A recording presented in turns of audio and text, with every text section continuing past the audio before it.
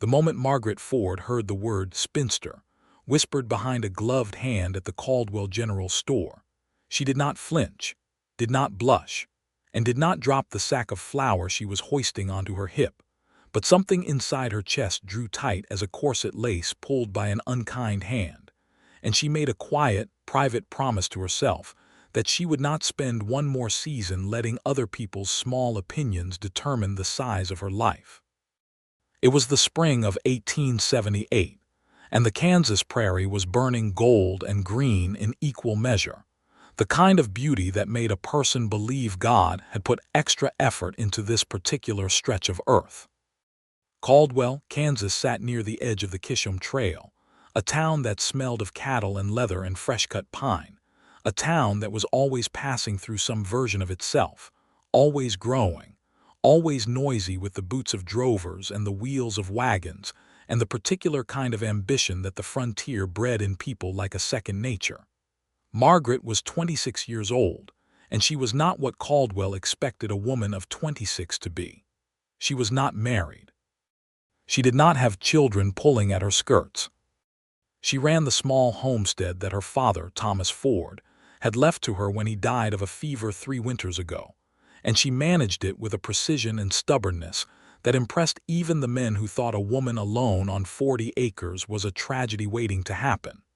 She kept 6 chickens, 2 horses, a cow named Bess, and a garden that was the envy of every woman within a 5-mile radius.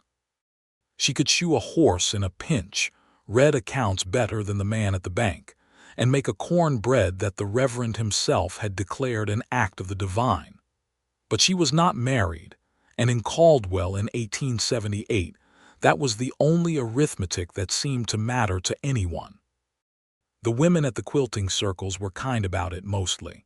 They said things like Margaret is so capable, and Margaret simply has not found the right man, and Margaret has such strength of character, which all amounted to the same polite sentence.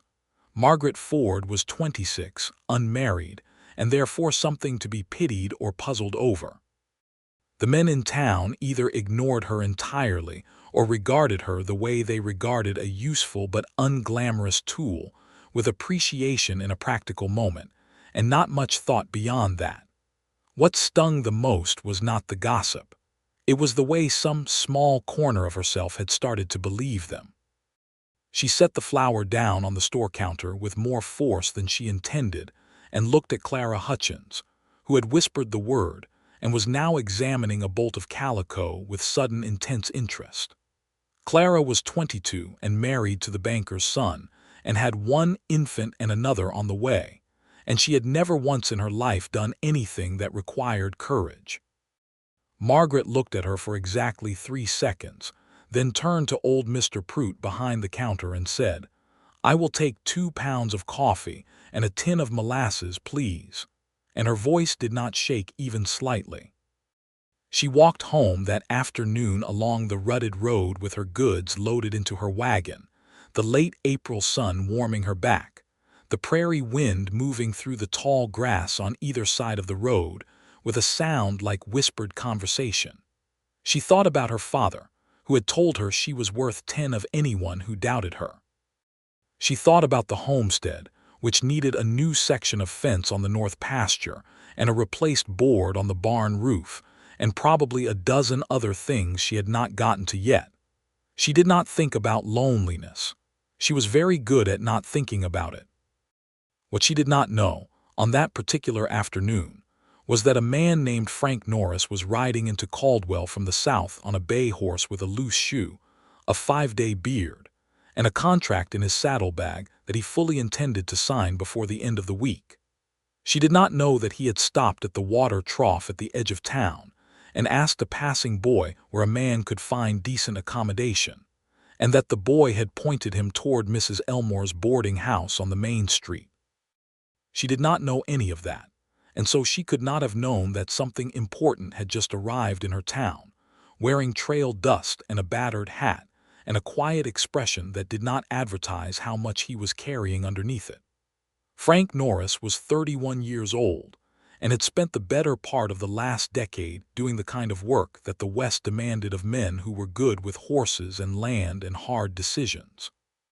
He had driven cattle up from Texas twice, worked as a horse breaker for a rancher in Colorado, and spent 2 years as a deputy in a small New Mexico town before deciding that wearing a badge was not the kind of life he wanted to grow old in. He had a small inheritance from his mother's side, not enough to be comfortable but enough to be a start, and a dream that he had been carrying around so long it had worn smooth like a stone in a river.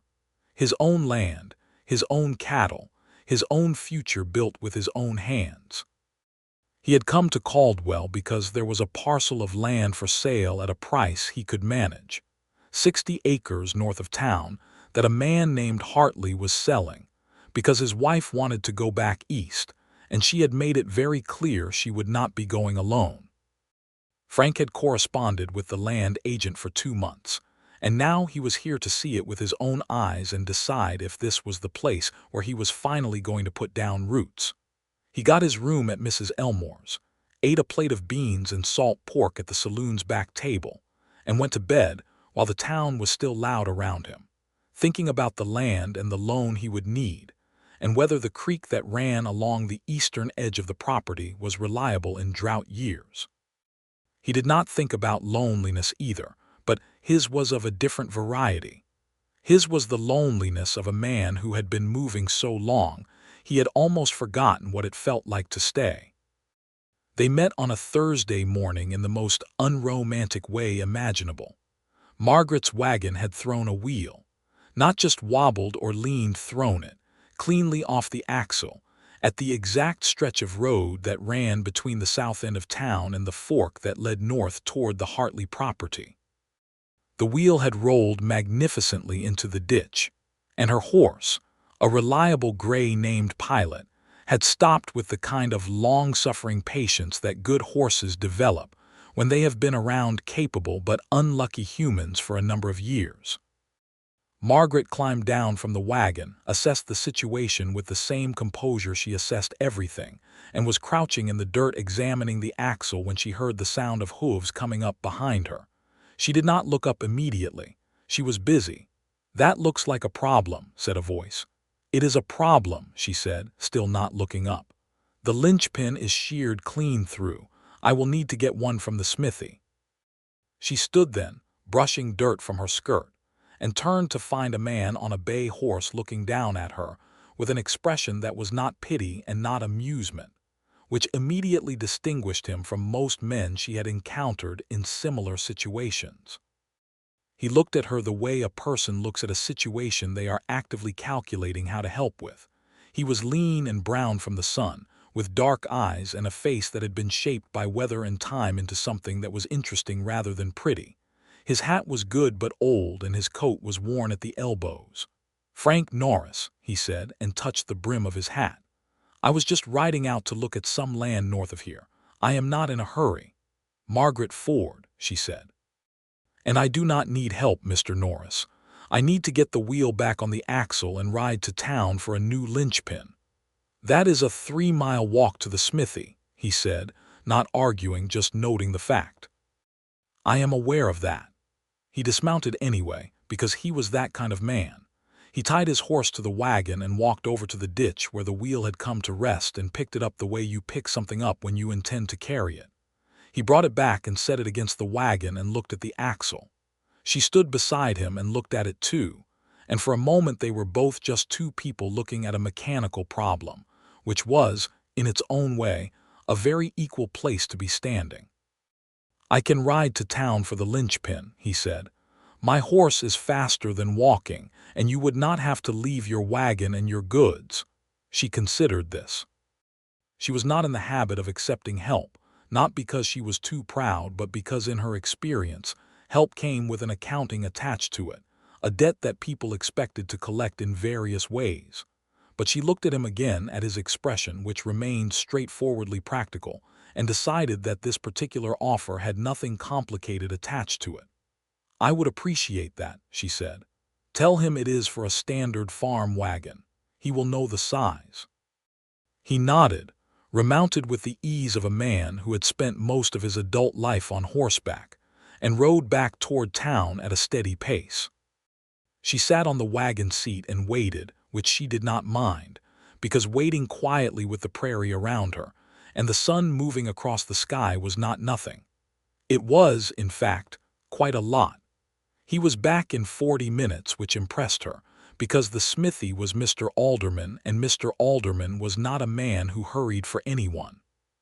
Frank got the linchpin in with a minimum of fuss and considerable competence, and she noticed the way he worked economical, no wasted motion, not the kind of man who needed an audience for anything he did. She had known plenty of men who needed an audience for everything. "Thank you," she said when it was done. "What do I owe you?" "Nothing," he said. "It cost me 30 minutes and a few cents for the pin."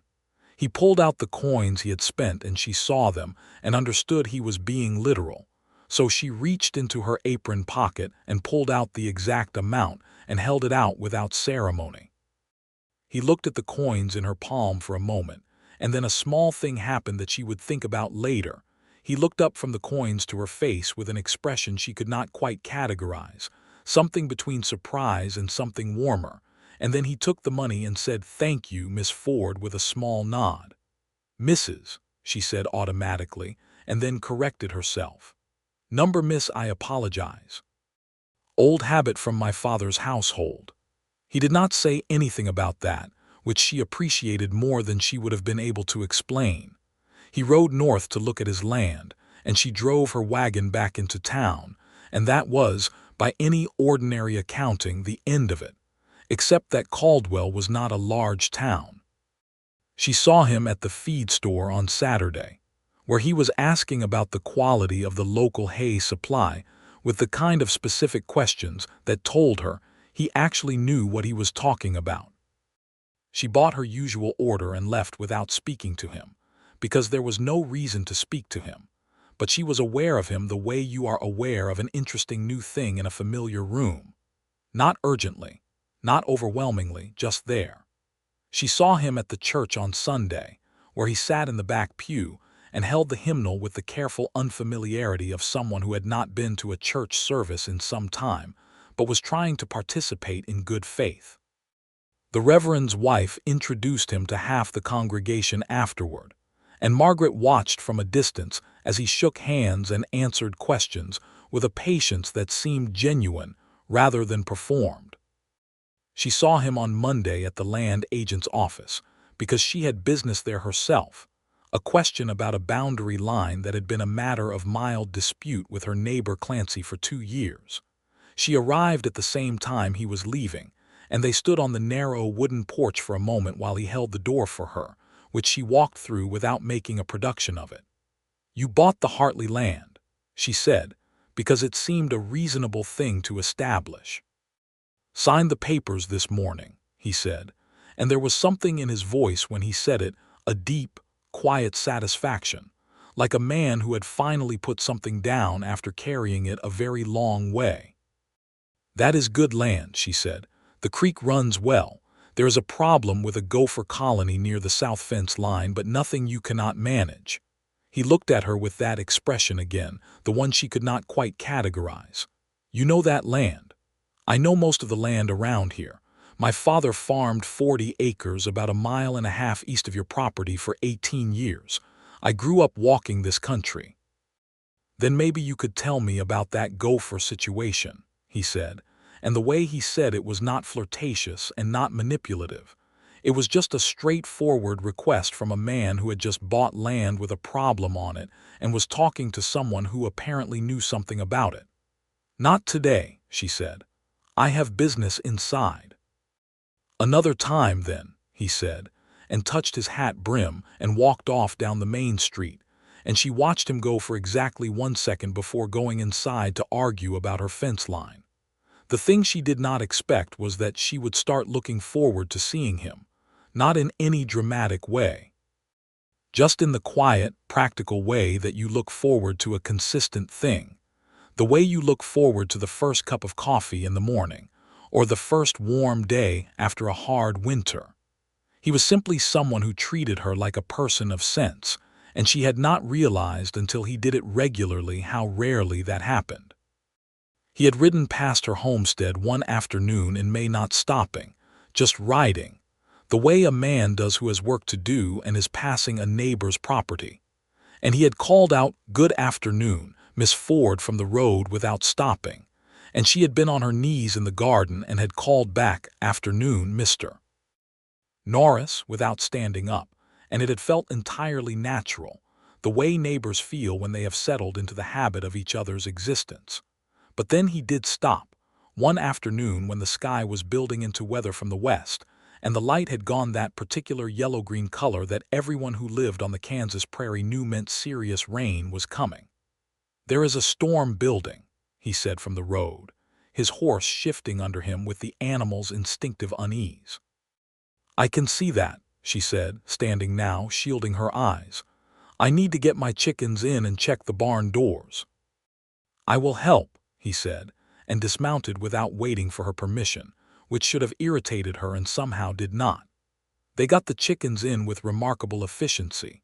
He had an unexpectedly gentle way with small animals, moving slowly and steadily rather than chasing, which she found interesting, and she latched the barn doors while he secured the rain barrel and weighted down the piece of canvas she kept over her wood pile with stones from the yard.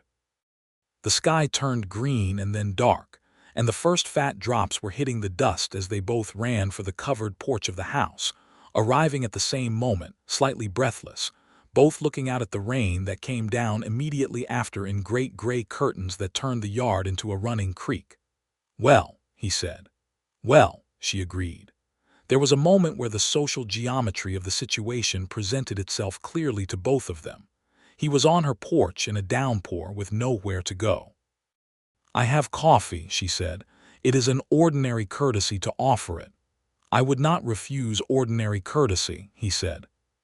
She made coffee and put a plate of corn bread on the table, and they sat across from each other while the storm did what Kansas storms do, which is to say, it committed completely and without apology.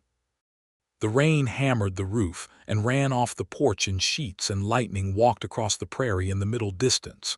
And they talked about the land and the weather and the cattle market, and what kind of cattle he intended to run. And she told him about the gopher problem and the best way to address it. And he told her about the creek, and how he intended to run a line of fence along it. And none of this was romantic in any conventional sense. But there was something happening underneath it that she was too sensible to name and too honest to completely ignore. He noticed things. That was what she kept coming back to. He noticed that she refilled her coffee cup with her left hand and that she kept her accounts ledger open on the corner of the table, and he did not comment on either, just registered them as parts of the full picture of who she was. When she mentioned something her father had taught her about reading weather, he did not say, "Your father taught you well for a woman." He just said, "Your father sounds like he knew this country," and waited for her to tell him more. When the storm slowed to a normal rain, he put his hat on and said he should get home before dark, and she walked him to the door, and on the porch he turned and said, "Thank you for the coffee and the conversation." "Thank you for the chickens," she said. "That was very little help." "It was the right help at the right moment," she said. "That counts for more than people think." He looked at her for a moment with that expression again, and this time she recognized it. It was the look of a man who was seeing something clearly that he had been getting glimpses of for a while. She felt the warmth of it like sun through glass, mild and real and not unpleasant.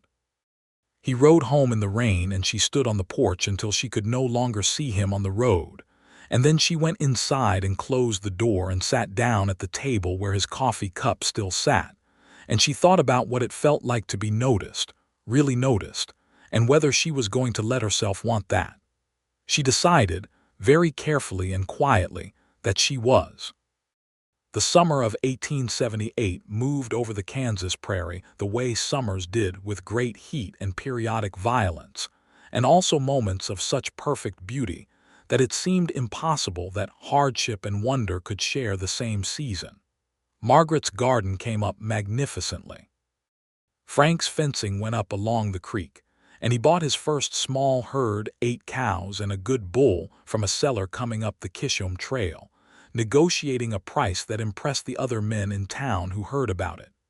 He was establishing himself, putting his name into the land the way you put seed into soil, with patience and a long view. They settled into something that Caldwell could not quite categorize, which made it a subject of considerable interest among people who required everything to have a category.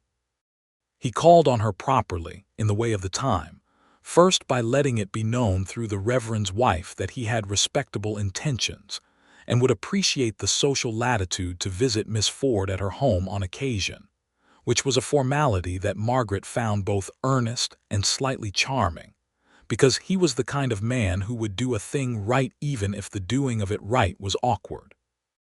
He came on Sunday afternoons, when the work of the week was done, and brought things because he understood that arriving empty-handed to a woman who managed everything herself was not a courtesy but an imposition.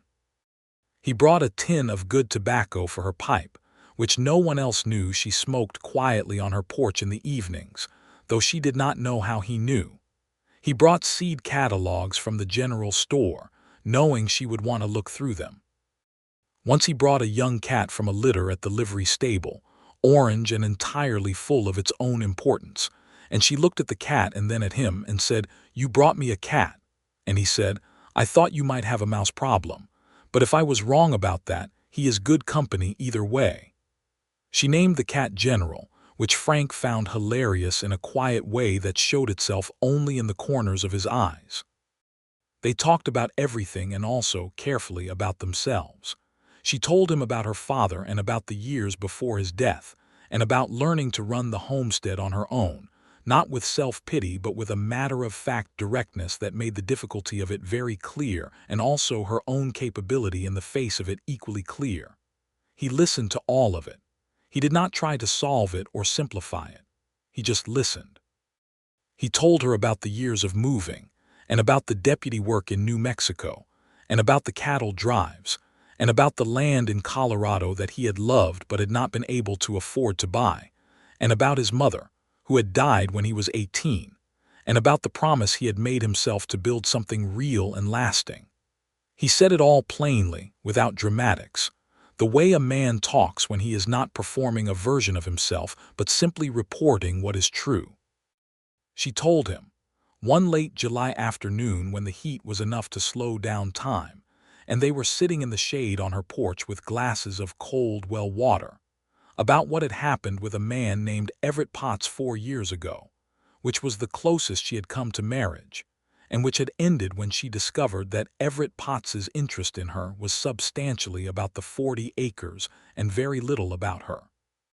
She said this quietly and without bitterness, but he could hear what it had cost her underneath the plainness of how she told it.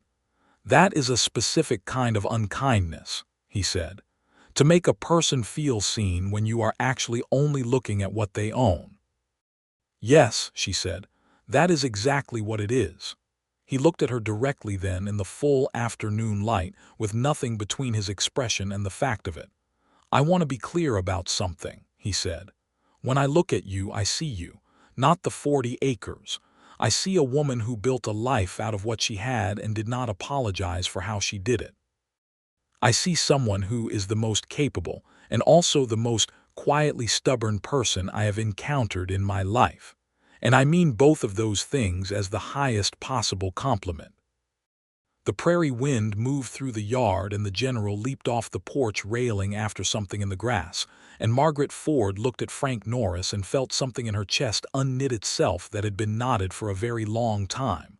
"Frank," she said, "yes, you are going to have to be patient with me." "I know that," he said simply. "I was planning on it." August came in with a heat that was legendary even by Kansas standards, and with it came a complication that neither of them had anticipated, which was the arrival of Frank's former colleague from his deputy days, a man named Dale Culver, who rode into Caldwell claiming to be looking for work, but who Frank recognized immediately as someone who had not improved with time. Frank had known Dale Culver in New Mexico, knew him for a man who talked bigger than he was, who had a flexible relationship with property that belonged to other people, and who had the particular talent of attaching himself to prosperous situations without contributing to them. He told Margaret about him on a Sunday visit, plainly and without embellishment, because he had gotten into the habit of telling her things plainly. "He is not a dangerous man," Frank said, "but he is not an honest one, and I do not want him on my property, and I do not particularly want him near you either." "I have managed my own affairs for some time," she said. "You have," he said, "and I am not saying you could not handle Dale Culver. I am saying he is the kind of man who looks for soft targets, and I do not want you to have to spend your attention on him when you could spend it on better things." She considered this. "That is not overprotective," she said. "That is just practical information. That is what I intended it to be." Dale Culver came around to her property once, on a Thursday when Frank was not there, claiming to be looking for a chicken he had lost from somewhere nearby, which was so transparently implausible that she looked at him for a long moment with the expression that she had developed over years of dealing with people who did not give her credit for intelligence. "I do not have your chicken," she said, "and I would appreciate it if you would stay to the road and not wander into my yard uninvited." He smiled the smile of a man who thought charm was a skeleton key. "Miss Ford, I did not ask for conversation," she said. "I asked you to stay to the road." He left, and she went inside and wrote a note to Frank, because she did not want him to hear about it second-hand and worry. She told him what had happened and what she had said, and she did not ask him to do anything about it, just informed him as a practical matter. He came over the next morning, and she could see by the set of his jaw that he was angry. But the anger was not the hot, reckless kind that needed to be managed. It was the cold, purposeful kind that knew exactly what to do with itself. "I spoke to Dale," he said, when he had drunk half his coffee and looked at her property the way a man looks at something he intends to defend. "I made it clear that this property and the woman on it are under my attention, for lack of a better word, and that if he came near either again, the conversation would not be pleasant." "Under your attention," she repeated, with a small lift at the corner of her mouth. "I could not say under my protection without sounding like I thought you needed protecting," he said, "which you clearly do not. I settled on attention." "That was very diplomatic," she said. "I have my moments." Dale Culver left Caldwell the following week, which the town took little note of, because men came and went constantly. Frank took note of it and told Margaret, who nodded and moved on to the question of whether she should plant a second crop of beans, or whether the season was too far gone, which was a question he turned his attention to with the same seriousness he would give anything she thought worth asking. September came, and the light on the prairie changed to something richer and lower, and the evenings turned cool enough that a fire was welcome, and things between Margaret Ford and Frank Norris arrived at a kind of sweet tension that both of them were aware of and neither of them rushed, which was perhaps why it meant so much when it finally moved. He had come on a Sunday as usual, and they had walked out to look at her north fence line, which she had been meaning to address, and he had brought tools without being asked, because by this point he simply knew what she needed the way you know the contours of a familiar place. They worked side by side for 2 hours in the September sun, and then sat at the edge of the fence line on the flat ground with the prairie stretching around them in every direction, and the sky above them was enormous and absolutely clear, and the quiet between them was the kind of quiet that does not need to be filled. He reached over and took her hand, not with ceremony or announcement, just quietly, the way you reach for something you have been wanting to hold for a while and have finally decided to. Her hand was calloused and capable, and she did not pull it back, just turned her palm up slightly so their fingers could settle together, and for a long time they just sat there with the prairie around them and the afternoon light moving and her hand in his. "Margaret," he said, "yes, I think you are the finest person I have met in my entire life." She was quiet for a moment. "That is a very large thing to say. It is a very true thing to say." She looked out at the prairie. I have been alone a long time, she said. Not just without a husband. I mean alone in the sense of managing everything, deciding everything, building everything by myself. I have gotten used to that. I'm not sure I know how to be anything else. I am not asking you to be anything else, he said. I am asking to be alongside you while you are what you are. There is a difference. She turned to look at him, and his face in the afternoon light was entirely serious and entirely warm, both at once, and she thought that was the truest possible expression of who he was, serious and warm, both at once. I know there is a difference, she said softly. And I know you know there is a difference. That is rather the whole point, Frank. He lifted her hand and pressed his mouth to the back of it, a gesture so old-fashioned and sincere that she felt it all the way down to something very central in herself, and she thought, with sudden and complete clarity, that she had been waiting for exactly this without knowing what she was waiting for. She squeezed his hand. He held on. They stayed there until the light went amber and the first star came out over the eastern horizon, and then they walked back to the house together in the cooling evening, still holding hands, and she made supper for them both for the first time, and they ate at her kitchen table while the general supervised from the windowsill, and the fire in the stove warmed the small house, and it felt, to both of them, like the beginning of something that had been carefully and exactly earned. October in Caldwell was the season when the Kishome Trail slowed down, and the cattle drives were done until the following spring, and the town settled into its quieter self, still busy, still growing, but without the constant thunder of hooves and the shouts of drovers that defined the summer. It was a season for harvest and preparation, and for the kinds of conversations that you have when the urgent business of staying alive through a prairie summer has been accomplished. Frank had his cattle settled, his fence line established, his hay stores laid in for winter. Margaret had put up more preserved goods than she had managed in any single season since her father died, tomatoes and beans and pickled things and dried herbs, and the homestead was as prepared for winter as it had ever been. There was a satisfaction in that, in both of them, the quiet satisfaction of work that has been done well and completely. He asked her to marry him on the 15th of October, 1878. He did not do it with any theatrical preparation. He was not that kind of man. He came on a Sunday, as he always did, and they sat on her porch in the mid-autumn sun with coffee, and he turned to her and said, "I want to marry you, Margaret. I want to build the rest of my life with you on it, and I want you to have the choice to do the same with me if that is what you want. It is entirely up to you." She put her coffee cup down.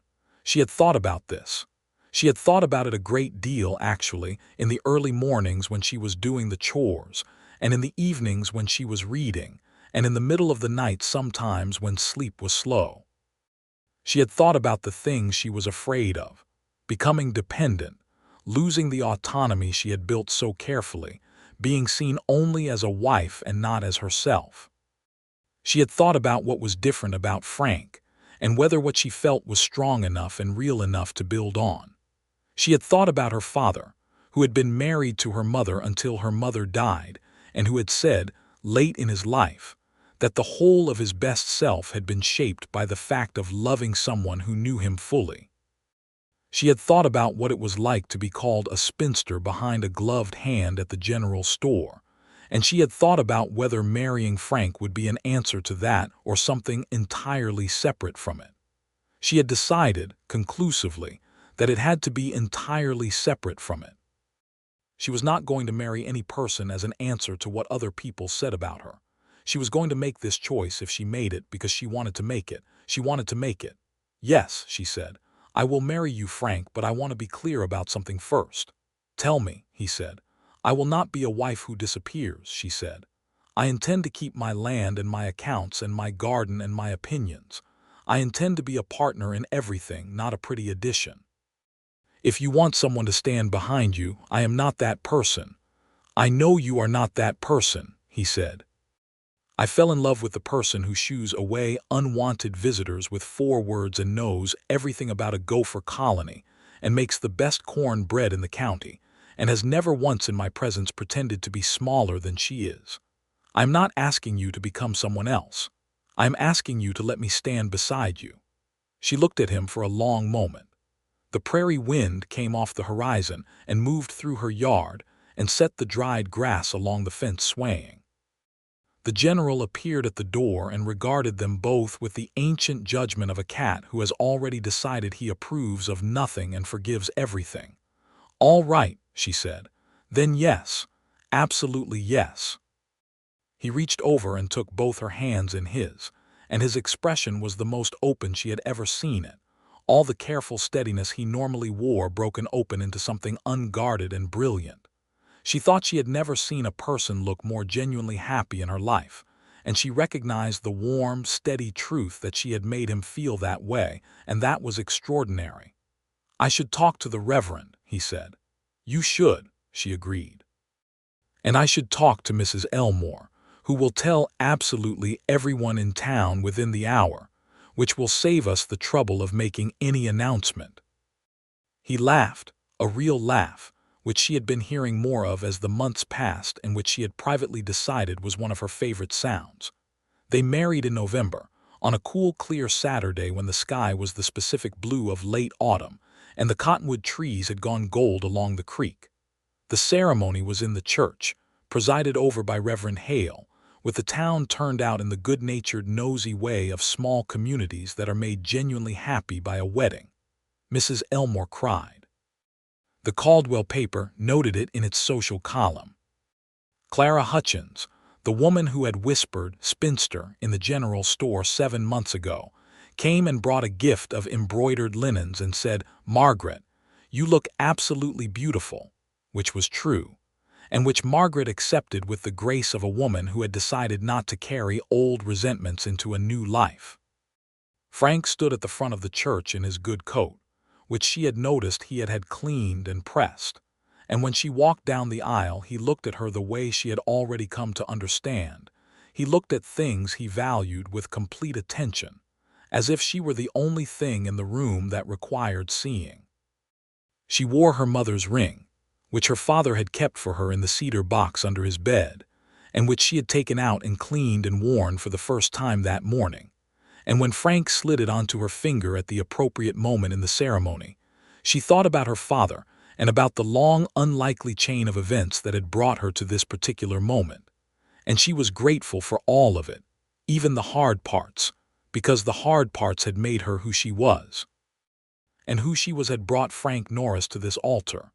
"I do," she said when asked, and her voice was clear and certain and did not waver. "I do," he said, looking at her, and that was the end of one chapter of Margaret Ford's life and the beginning of another. They lived at her homestead through that first winter, which suited both of them. It was a practical decision. Her property was in better order, her garden and cellar were established, and Frank's land needed more work before the house on it was fully livable. He rode out to his place every day to do what needed doing, and she managed her homestead. And in the evenings they were together at her table by the fire, and the general supervised from his usual windowsill post, and the snow came down outside, and the wind came off the plains with its specific Kansas ambition to penetrate every crack in every wall. And inside the small house it was warm and lit, and full of two people who were learning the particular daily science of being genuinely known by another person. It was not without friction. She had strong opinions about how things should be done, and so did he, and occasionally these opinions did not match. There was a week in January when they disagreed about the placement of a new fence post with a stubbornness from both sides that was almost funny in retrospect, and not at all funny during it. She said later that she had not expected him to argue back, and he said that he had not expected her to dig in so completely. And they both acknowledged that they had been underestimating each other, which they agreed was a mistake neither of them would make again. They were good at apologizing, which is rarer than people think. They were good at saying, "I was wrong about that," and "you were right about that," without letting either statement cost them anything in the other's eyes. She learned that he woke early even on mornings when he had no reason to, because his body had been trained by years of trail work and the habit was deep in him. He learned that she needed 20 minutes alone in the morning before she was fully present for conversation, and that this was not about him, but about the way she had always moved from sleep into the day. And he learned to make the coffee and take it out to the barn to check the horses until she had finished that transition, which she found almost unbearably considerate. She learned that he had a box under the bed that contained 2 letters from his mother, a small wooden horse carved by his father that he had never mentioned, and a photograph of himself at about 20 in a soldier's uniform from a war before he had been old enough to serve, and which he said was a cousin, but who she suspected was actually a version of himself in some alternative life. He was not a man who talked easily about certain things, and she gave him the space of that without making it a question she needed answered. He learned that she cried, sometimes, in the early morning before he was up, quiet private tears that had something to do with her father, and with the years of being alone, and with feelings that had no easy name. He did not draw attention to it, but once, in February, he found her sitting at the kitchen table in the gray pre-dawn with red eyes, and he sat down beside her without a word and put his arm around her, and she leaned into him, and they sat like that while the morning came up over the prairie. And that was perhaps the most intimate thing they had done yet, more intimate than the wedding, because it required nothing from either of them except being present. Spring came in 1879 with the particular kind of relief that only people who have survived a hard Kansas winter can fully appreciate. And with the spring came 2 things. Frank's house on the north property was ready to be properly inhabited, and Margaret discovered she was going to have a child. She told him on an early April morning, standing in her garden with the first green shoots of things coming up through the dark soil, her hair loose because she had not finished dressing, the light still new and thin. She said it plainly because she did everything plainly. "Frank, I am going to have a baby." He was 3 feet away checking the south fence of the garden, and he stopped and looked at her with an expression that moved through several things too quickly to name individually: surprise, wonder, a deep and immediate joy, something that was almost fear and was absolutely love. And then he walked those 3 feet to her and put both his hands on her face with a tenderness so complete she felt it in her whole body. "Are you well?" he said. "I am perfectly well," she said. "I feel a bit odd in the mornings, but otherwise I am fine." "All right," he said. "All right." "Frank," she said, "you are looking at me like I have turned into something miraculous." "You have turned into something miraculous," he said. "You were already something miraculous. This is additionally miraculous." She laughed, and he kissed her, right there in the morning garden with the green shoots coming up around their feet and the prairie birds making their spring noise on every side. And she thought that this was not a life she had planned. And that was entirely the point, because the life she had planned had been a smaller and more defended version of what was actually possible, and she was glad with a fullness that surprised her. They moved into Frank's property in May, which had a house that was better built than hers and a larger kitchen, and a view to the west that caught the sunsets in a way that made them both stop sometimes and simply look. She kept her 40 acres. They agreed on this without much discussion, because her land was hers and always would be, and they rented the use of it to young Caleb Marsh from town who wanted to farm and had no land yet, which gave them a small additional income and gave Caleb a start, which felt right to both of them. She brought her garden beds by transplanting what could be transplanted and starting new beds in the soil of the new property, which Frank helped her lay out with care and precision, and the general relocated with the entire philosophical flexibility of a cat who has decided that wherever he is fed is home. Her chickens came too, and Pilot and Bess the cow, and all of it, all the material of her solitary life folded itself into the new shared one without the loss she had feared, because Frank had meant what he said. He did not want to absorb her life into his. He wanted to make something that held both of them entirely. The baby came in November, because nature has a calendar of its own and does not particularly consult with human preferences about timing. A boy, 8 pounds and loudly opinionated about the whole situation, which Margaret said meant he had her temperament, and Frank said meant he had good sense, and the doctor who came out from Caldwell said meant he was perfectly healthy, which was what mattered. They named him Thomas for her father. Frank held Thomas on the first evening standing in the lamplight of the bedroom while Margaret rested, and she watched him from the bed, watched the way he held the baby with such careful attention, the way he talked to the infant in a low voice, practical and gentle and a little bit uncertain, the way every new father is uncertain and completely committed to getting it right. "He is very small," Frank said. "He will grow," Margaret said. "I know that. He stopped, looking at the baby's face. "I did not know it would feel like this." "Like what?" He looked up at her. "Like the most important thing I have ever done is just holding this." She reached out her hand, and he came to her bedside and sat and took it, Thomas still in the crook of his other arm, and the three of them in the warm lamplight while November came down outside, and she thought about the word spinster, said behind a gloved hand in a general store, and she thought how extraordinary it was that a word so small and mean could be so completely wrong about the size of a life.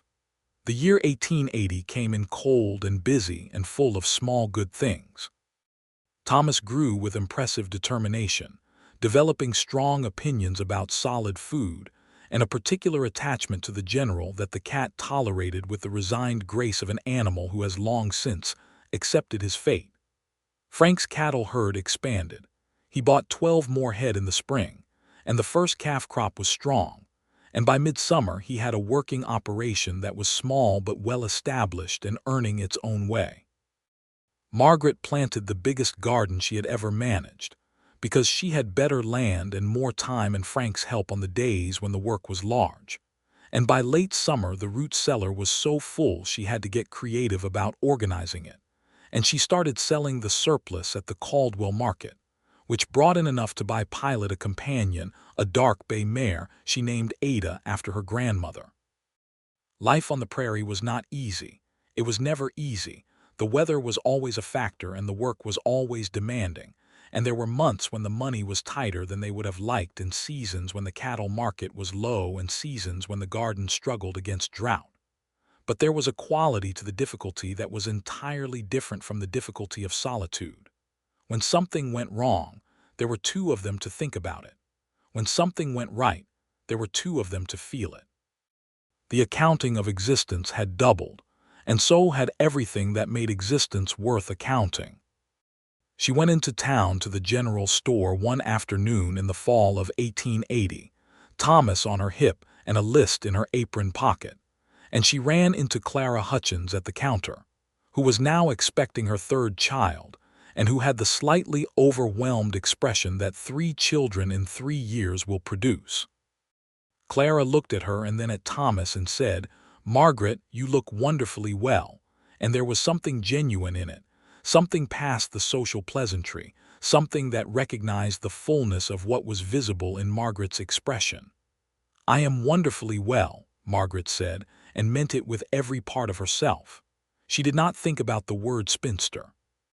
It had occurred to her somewhere in the middle of that first winter with Frank, lying awake in the warm dark of their shared bed, that the word had never described who she was.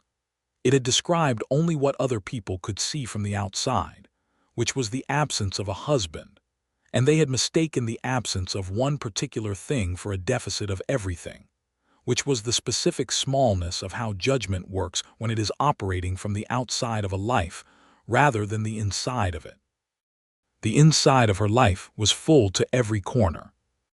Thomas started walking in January of 1881, which turned the house into a small and willful natural disaster from that point forward, and which Frank responded to by building a gate at the top of the porch steps and baby-proofing the lower sections of everything with the same systematic attention he brought to building fences. She watched him do it one Saturday morning, and felt the same thing she felt regularly now, when she observed him in the daily work of their life. A deep, steady, abiding love that was nothing like the dramatic descriptions of romance she had read in books, but was more real and more sustaining than those descriptions had ever suggested. "You are very methodical," she said from the porch where she was sitting with her coffee and the spring sunshine. "Someone has to be," he said, looking at Thomas, who was currently attempting to eat a pebble with complete conviction about its edibility. "He takes after you." "He is stubborn," she agreed. "That is not exclusively from me." "Where do you think I got it?" he said, which was not entirely a question. She threw a biscuit at him, which he caught without looking, which should not have been as impressive as it was. In the summer of 1881, Margaret discovered she was expecting again, which produced in Frank the same sequence of expressions as the first time: surprise, wonder, joy, protective instinct, and produced in her a deep contentment that also included some very practical concerns about timing, because the harvest season was not an ideal time to also be managing a pregnancy, and she said so. "We will manage," Frank said. "I know we will manage," she said. "I am simply noting that the timing is inconvenient." "Duly noted," he said, and then, "I love you very much." "I know you do," she said. "I love you very much also. That does not change the timing." "No," he agreed, "but it helps." She had to admit, when pressed, that it did. The second baby was a girl, born in February of 1882, during a snowstorm that arrived with considerable drama, and then moderated just in time to allow the doctor from town to make it out to the property, though only just. They named her Elizabeth, and she came into the world with the same determined attitude as her brother, but expressed it more quietly, which Margaret suspected meant she would be more dangerous in the long run. Thomas was 2.5 and found his sister fascinating in the way 2-year-olds find new things fascinating, which is to say with an intensity that required constant monitoring, and a particular interest in poking that had to be redirected. Frank handled Thomas during the early weeks with a patience that Margaret found extraordinary and slightly exhausting to witness, because her own patience, by week 3 with a newborn and a toddler and winter still firmly in place, was an ember rather than a fire. "You are much calmer than I am right now," she said to him one evening, both children finally asleep, the house quiet, the snow still coming down outside. "I am not calmer," he said. "I am calmer looking. There is a difference. You should look more alarmed then, so I feel less alone in the alarm." He laughed and pulled her against him on the settle by the fire. She leaned into him with a tiredness that was complete, the tiredness of a body and mind that have done everything they contained. He held her in the easy, settled way that 2 years of marriage and a life built together produces, where the physical comfort of each other is as natural as breathing. "We are doing all right," he said quietly, "more than all right." "I know," she said, "I know we are. Are you happy?" He asked because he asked her this sometimes, not from insecurity but from genuine interest, the way you check on something you care for, not because you expect it to be broken but because you want to know it as well. "I am happy," she said. "Frank, yes, I am happy. I was happy before I knew you two. I want to be clear about that. I know you were. But this is a different kind of happy," she said. "This is the kind that does not require any maintenance to stay alive. It just is." He pressed his mouth to her hair, and she felt his exhale, slow and complete, the sound of a man who has arrived somewhere he was always trying to reach. "Best decision I almost missed," he said softly, and she knew exactly what he meant, and she turned her face into his shoulder and felt the warmth of him and the warmth of the fire and the quiet of the sleeping house around them, and thought, "Yes, this is it." The years that followed had the particular quality of a life that has been well laid out on good ground, not without difficulty, not without loss, not without the ordinary storms that move through any human existence, but deeply, structurally, fundamentally good. There were hard summers and hard winters, and a year when the cattle market dropped so far that they had to make hard choices about the herd and stretch every resource to its limit. There was a spring when a late frost took out half the garden, and she had to start again from almost nothing, and feel the specific grief of a gardener who watches months of work destroyed in a night. There was an autumn when Frank was thrown from a horse. His own fault, he admitted, for getting distracted at a fence gate and broke 2 ribs, which led to 6 weeks of her managing most of the physical work while he managed the frustration of being unable to contribute, which he did with considerably less grace than he managed most things, and which she teased him about for years afterward. But they were together in all of it. Together in the way that matters most, which is not that they were never apart or never disagreed or never wanted the other person to be someone slightly different than they were, but that the foundation of the thing they had built was so solid that none of the weather that moved over it could shift it. Thomas grew into a boy who was his mother's son in every intellectual particular, and his father's son in every physical one, quiet and observant, and capable of a stubbornness that impressed and infuriated both his parents in equal measure. He had a gift for animals that surpassed even Frank's considerable competence, and by the time he was 6, he was useful in the barn in ways that made the work genuinely lighter. Elizabeth grew into a girl who was her own complete person in ways that neither parent could entirely take credit for, bold where Thomas was careful, expansive where he was precise, with a laugh that filled the whole house and a determination that showed itself at such an early age they stopped being surprised by it and started simply appreciating it.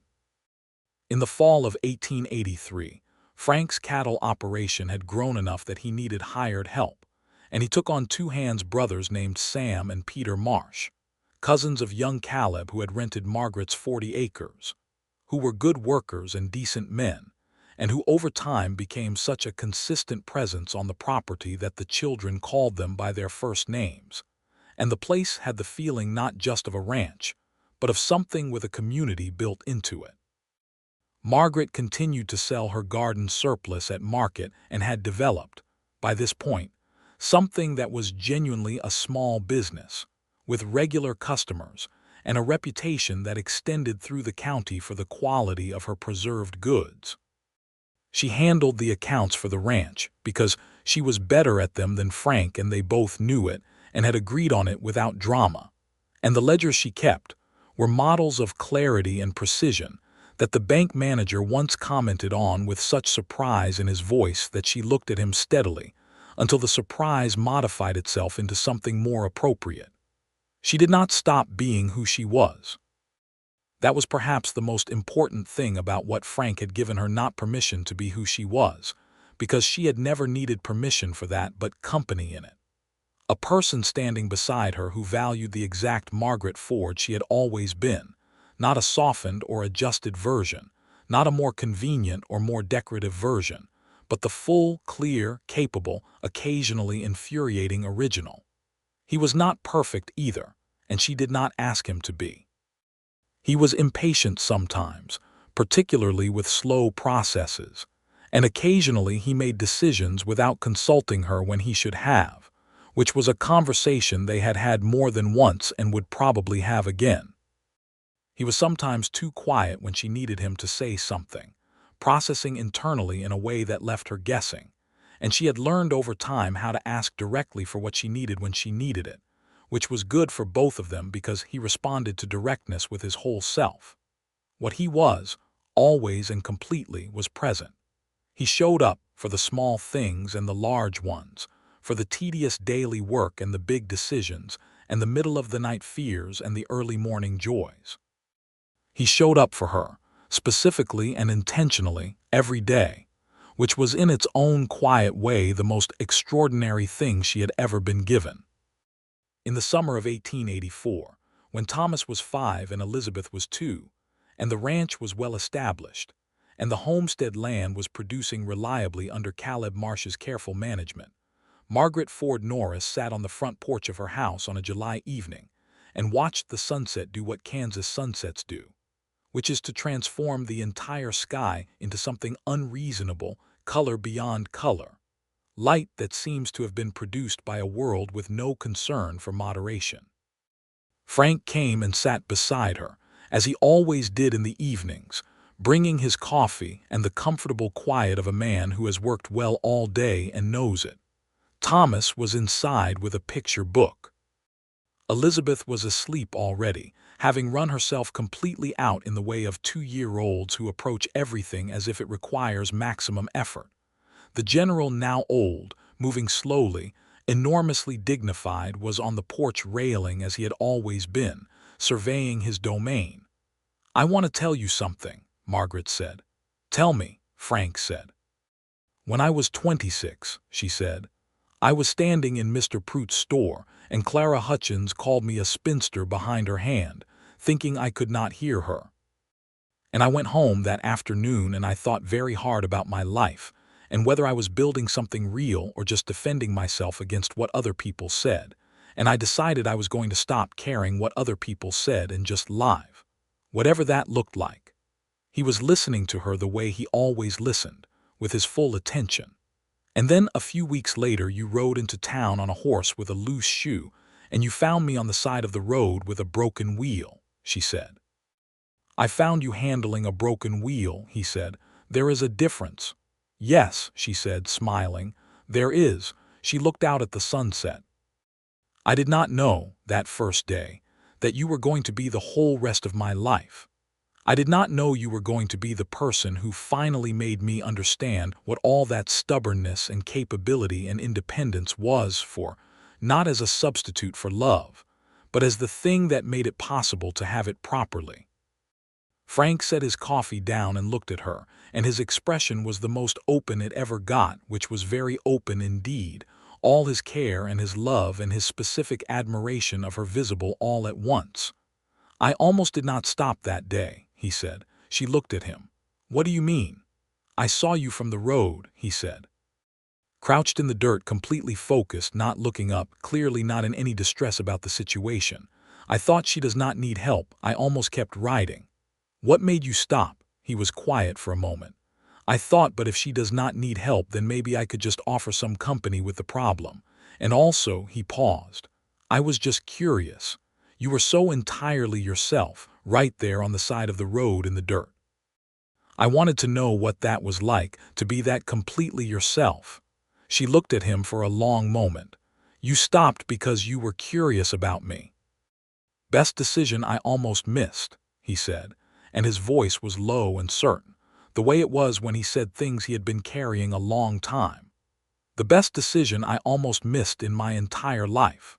She reached over and took his hand on the porch rail, interlacing their fingers the way she had done on the fence line in September of 1878, the same gesture that had started everything, the same weight and warmth of holding and being held.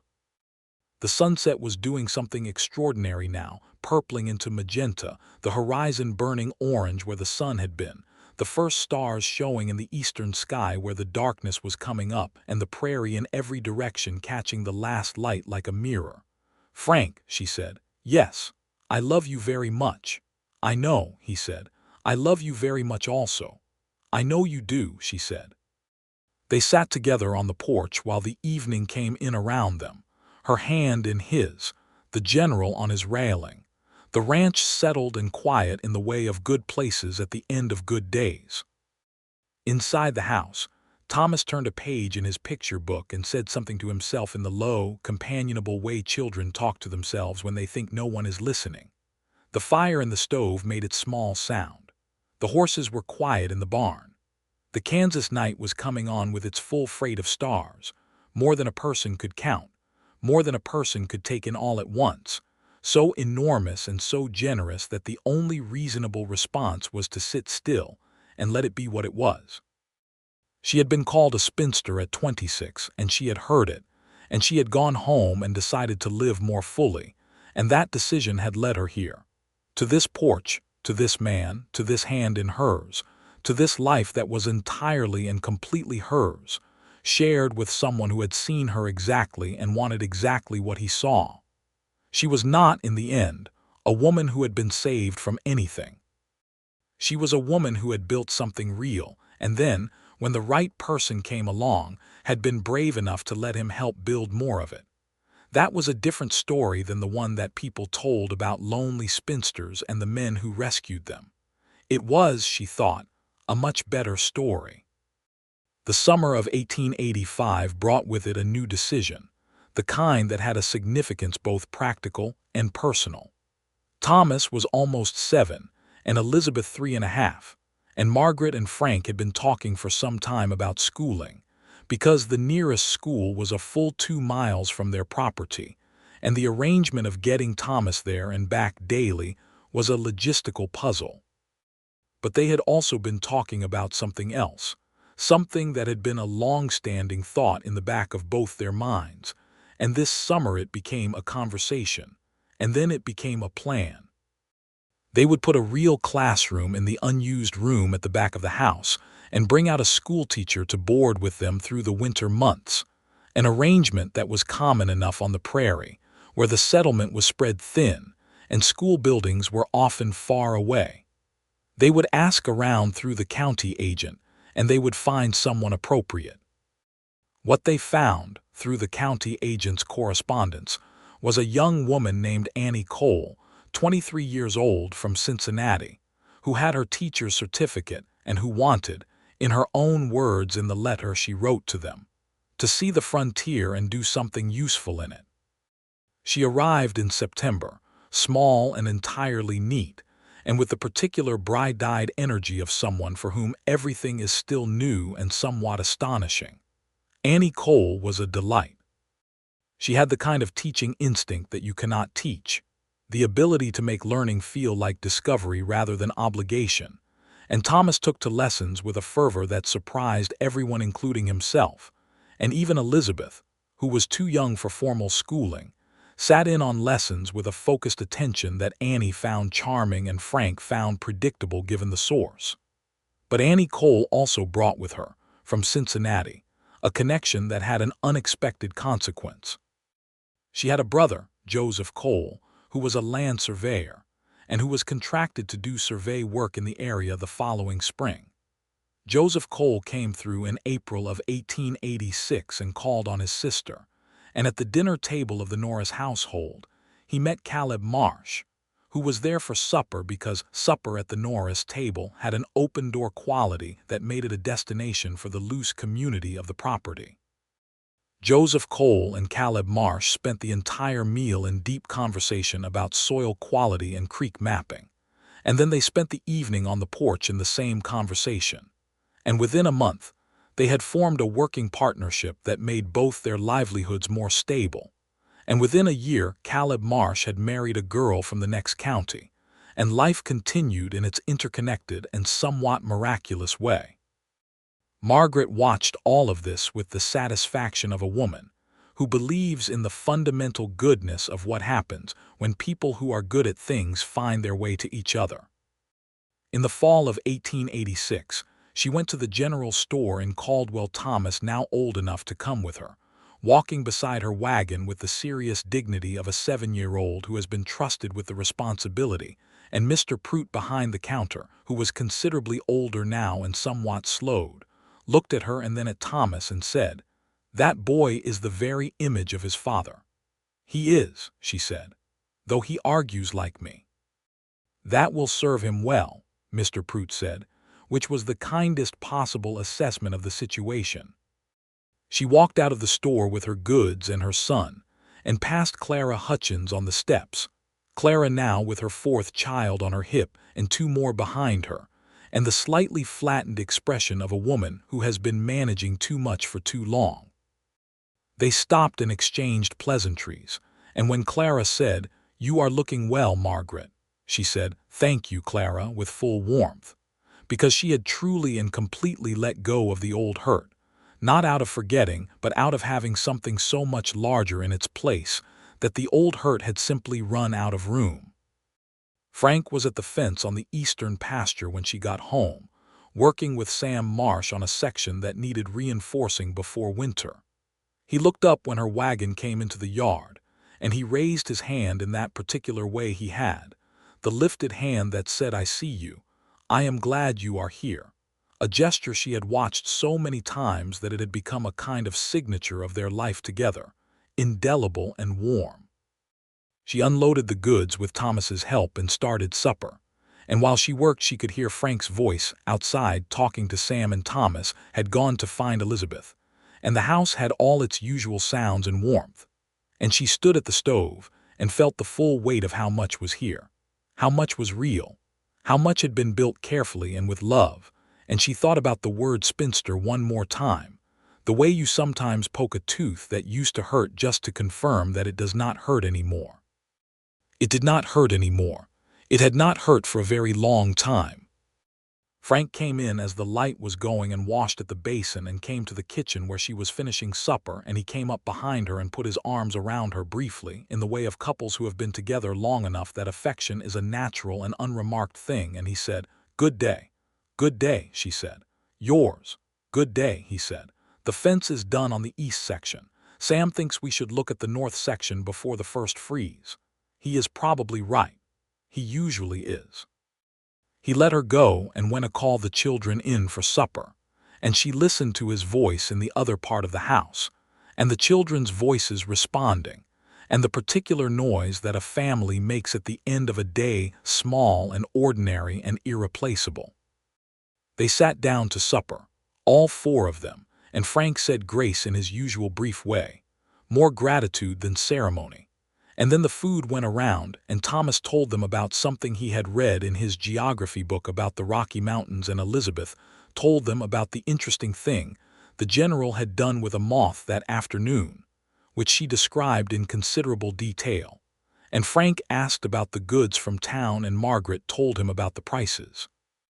And the fire in the stove and the lamp on the table made the kitchen bright against the October dark outside, and it was, by every possible measure, exactly enough.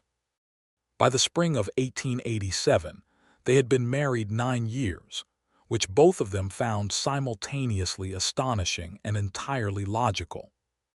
Thomas was 8 and learning to ride properly, which Frank was teaching him with the same methodical patience he brought to everything, and Elizabeth was 5 and attending lessons with Annie Cole, who had stayed, finding that she liked Kansas better than she had expected, and finding also that the community of the Norris property was the kind of place that held people, and the ranch was producing well, and the garden was the finest it had ever been. Margaret planted an apple tree that spring, which Frank helped her dig the hole for, and which she set in the ground with a certain ceremony, because an apple tree takes years to produce, and planting one is an act of faith in the future, a statement that you intend to be here long enough to see it through. "That will take 7 or 8 years to give proper fruit," Frank said, looking at the small tree in its new hole. "I know that," she said.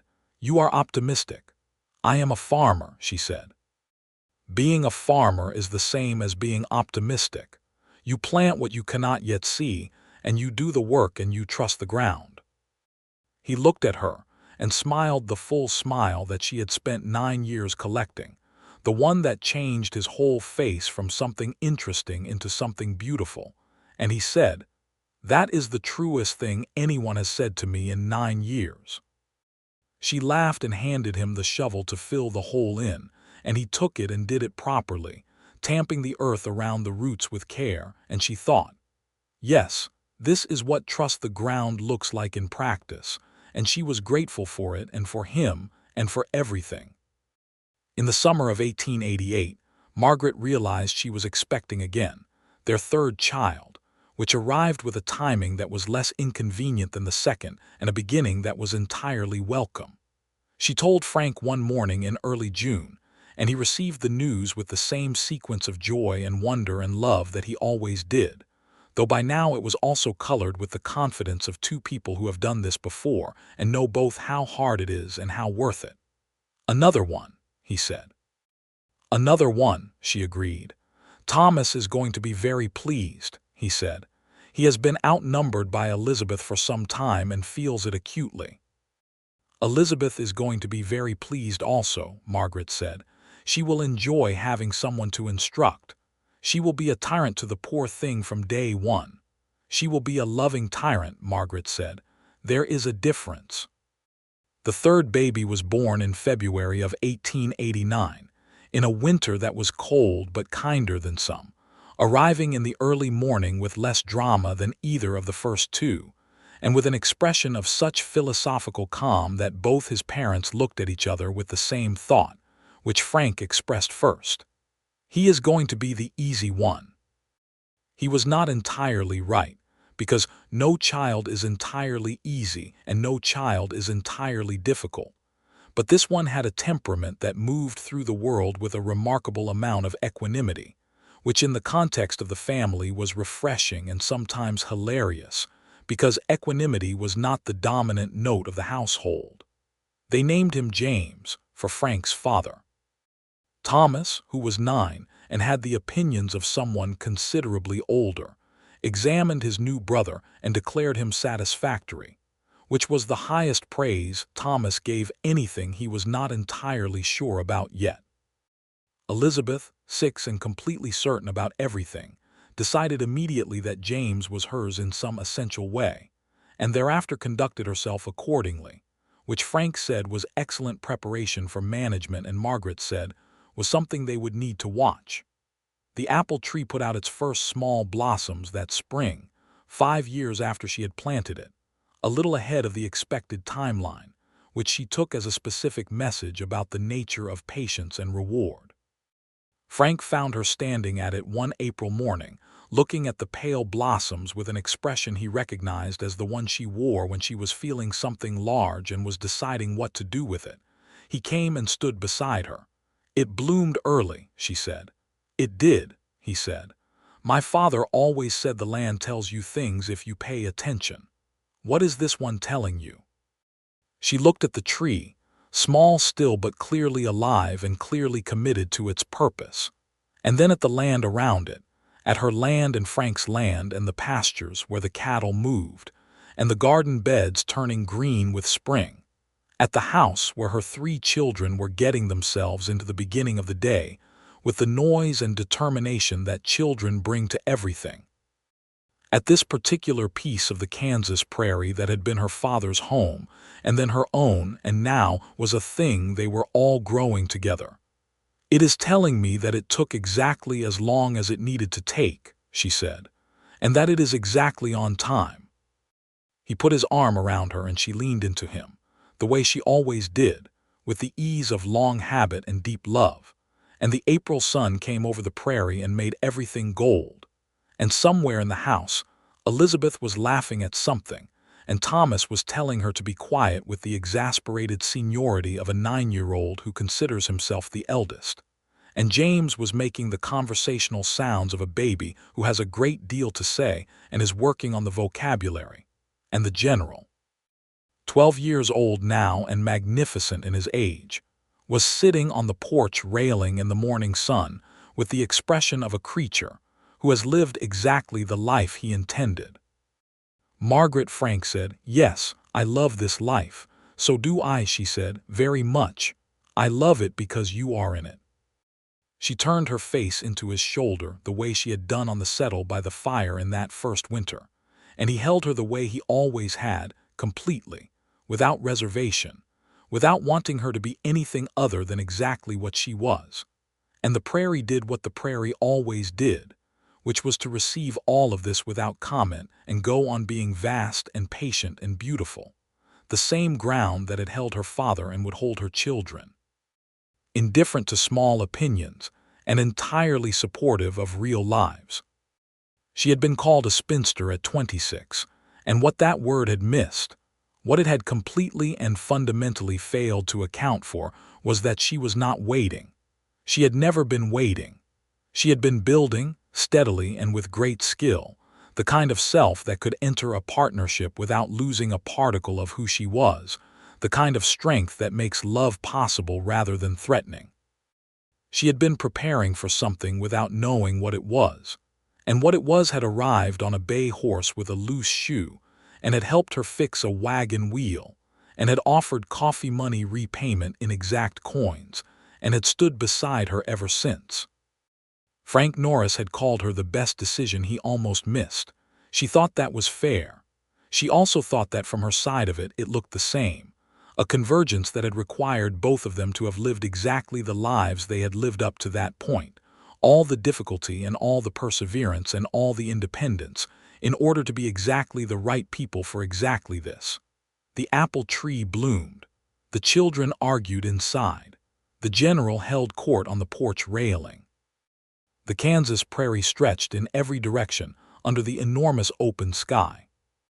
And Margaret Ford, who was someone that no single word had ever been adequate to describe, stood in the April morning with her husband's arm around her and her father's land beneath her feet and her children's voices in her ears, and she was completely, wholly, unfractured and incandescently alive. That was the whole of it. That was exactly enough.